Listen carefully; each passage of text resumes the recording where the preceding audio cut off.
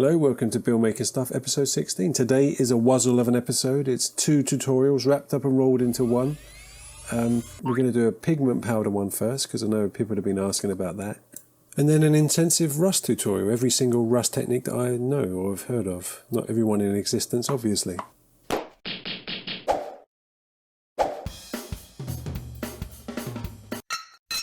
So all you're going to need for this are some soft pastels. They're the chalky kind, not the oil pastel kind.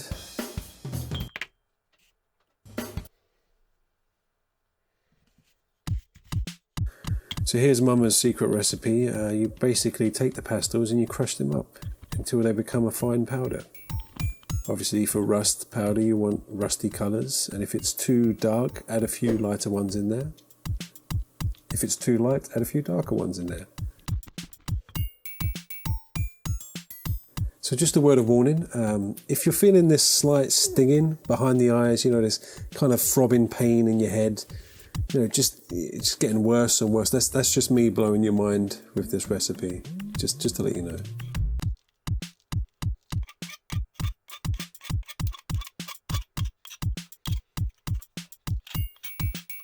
And there we have it, there's a giant tub full of rust-coloured pigment. It's as simple as that.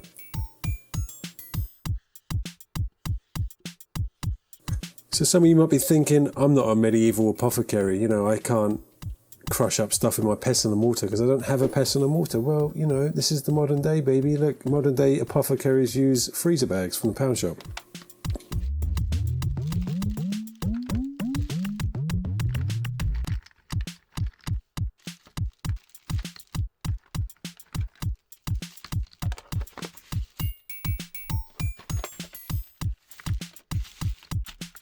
I mean, a word of warning, there's no quiet way of bashing these things in, and you will probably disturb the neighbours again.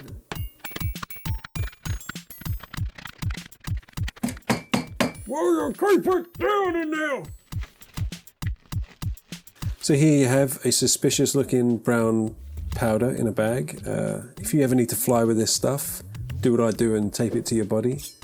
Because when they ask what's it for, it's, you know, it's always more embarrassing to say that it's for your hobby. I just say I'm a drug mule and save the embarrassment.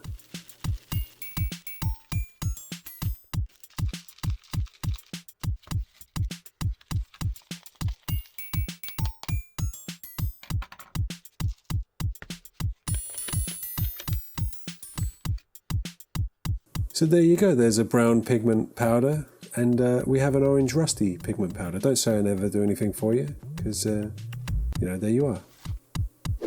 Let's move on. So I just want a couple of bits of plastic, cheap plastic that I can paint on and try out some rust techniques.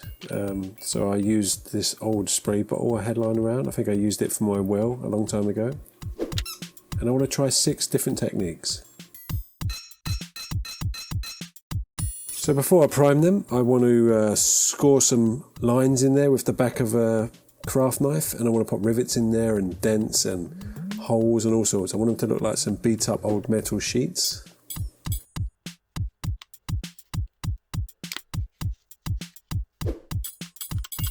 So before we can prime this, we're going to have to sand it down, you know, thoroughly, because I already tried to prime it once and the paint just crumbled off. Always sand down cheap plastics if you're going to spray paint them.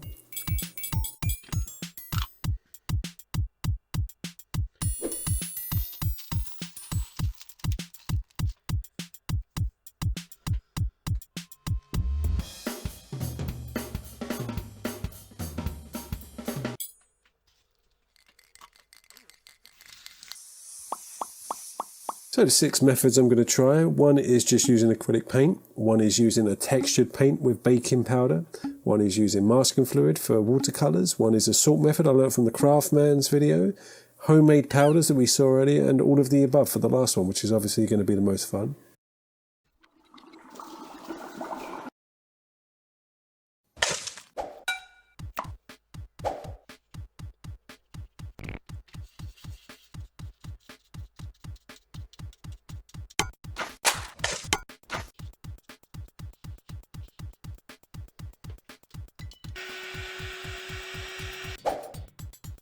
So the paint method is basically paint the little piece of plastic like rust with rusty colours. Couldn't be any simpler.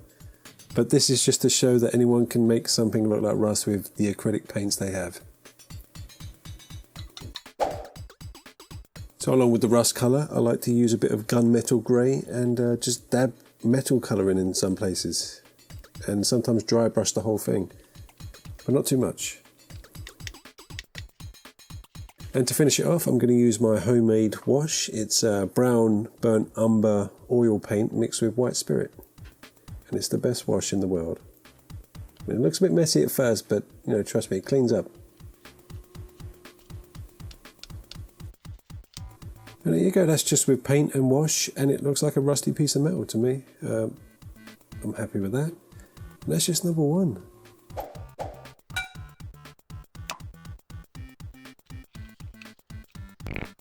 So method 2 is a lot like the first method, only using this rusty textured paint. This is PVA glue mixed with brown acrylic paint, and you mix that with some baking soda or baking powder.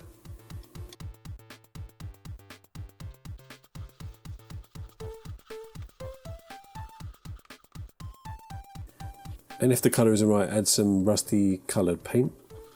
And yeah, that's it. I mean, dab this all over the place. It's very thick. I mean, it's like a paste, and it dries extremely quick. So be quick with it, but it's fun to use.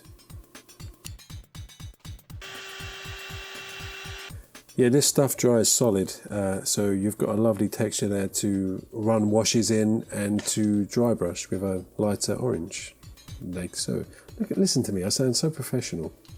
This is what tutorials do to me, you know. I stop talking crap and start talking about what's actually happening on screen. I mean, it won't be the regular, I'll tell you that now, because I'm boring myself. But look at that crusty goodness, that is some nice rust. Now excuse me while I just go and lick this.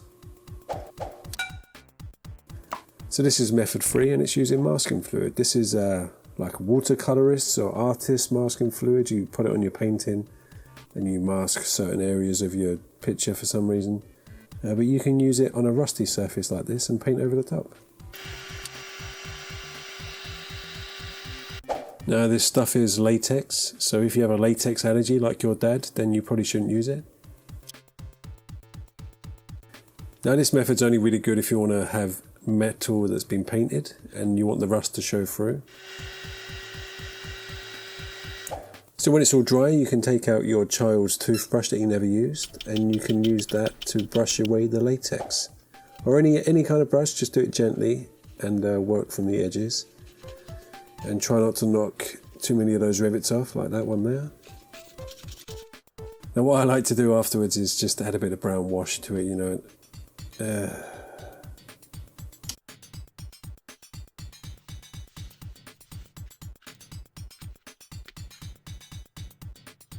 And that's the masking method. Now that's probably one of my favourite methods. Look at that. I mean, it's a nice way to add two colours to a piece of rusty metal. It looks so nice. So the salt method, which is a lot like the masking method, only you mask with salt. You know, I got this big chunky rock salt here. You wet the surface with some water and then you sprinkle salt on there till it sticks. I saw this method on the Craft Man's Daily Crafting, and I'm a big fan of his show, so I thought I wanted to try it out. But he sprayed it with paint afterwards, and I think I am just going to use a brush and see if that works. It probably won't, but that's what this is all about.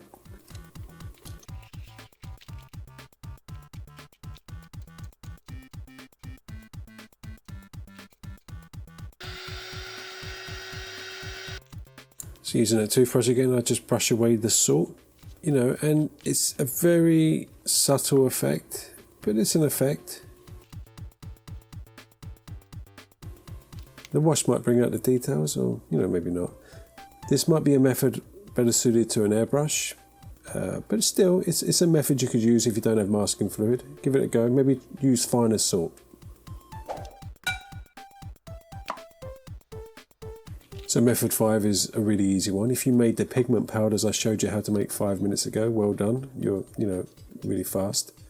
But you just wipe it on, wipe it off, and it's pretty much done. It's as simple as that.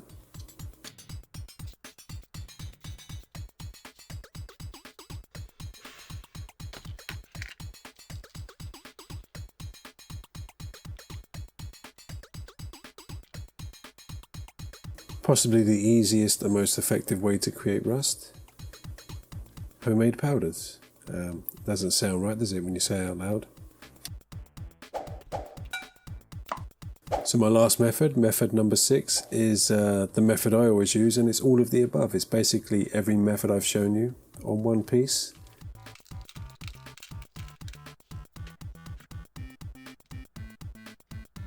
So I guess I don't really need to narrate this bit because I've already narrated the other methods. You can basically see what I'm doing. So I guess I can talk about whatever I want. How are you? How are you doing? You okay?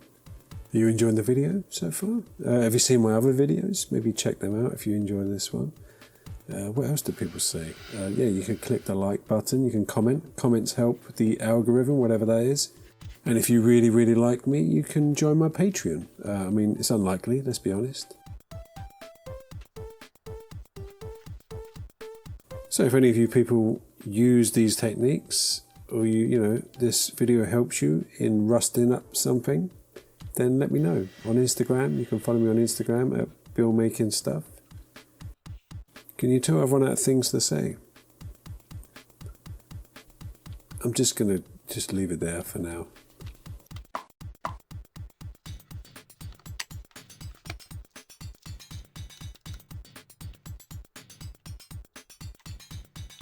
And there we have all of the above. It's a lovely piece of rusting metal. I hope you agree. Look at that. I mean, it really does pay to use all of the methods, but you know, use whichever one suits you.